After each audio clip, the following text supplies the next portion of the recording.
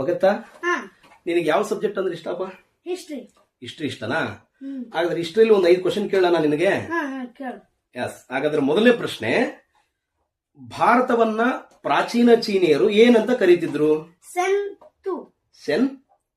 S.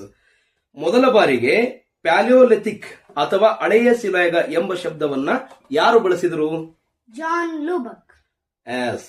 ಹಳೆಯ ಶಿಲಾಯುಗಕ್ಕೆ ಸಂಬಂಧಿಸಿದ ಕೈಗೊಡಲಿಯನ್ನು ಜಾಗತಿಕ ಮಟ್ಟದಲ್ಲಿ ಮೊದಲು ಎಲ್ಲಿ ಸಂಶೋಧನೆ ಮಾಡಲಾಯಿತು? ಫ್ರಾನ್ಸ್ನ ಸೇಂಟ್ ಅಚೂಲಿಯನ್. S, good. ಹಾಗಾದ್ರೆ ಭಾರತಕ್ಕೆ ಸಂಬಂಧಿಸಿದ ಹಾಗೆ ಈ ಒಂದು ಪ್ರಾಕ್ತಾನು ಕಾಲಕ್ಕೆ ಸಂಬಂಧಿಸಿದಂತ ಆಯುಧವನ್ನ ಎಲ್ಲಿ ಸಂಶೋಧನೆ ಮಾಡಲಾಯಿತು? ರಾಯಚೂರಿನ ಲಿಂಗಸುಗೂರಿನಲ್ಲಿ. S, good. ಭವಿಷ್ಯದ ಬುದ್ಧ ಯಾರು? ಮೈತ್ರೇಯ.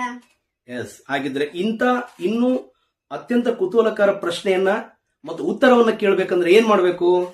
ಹಿಸ್ಟ್ರಿ ವಿತ್ ಶಂಕರ್ ಚಾನೆಲ್ಗೆ ಸಬ್ಸ್ಕ್ರೈಬ್ ಮಾಡಿ, ಸಹಕರಿಸಿ ಮತ್ತು ವ್ಯೂ ಕೊಡಿ. Yes, thank you.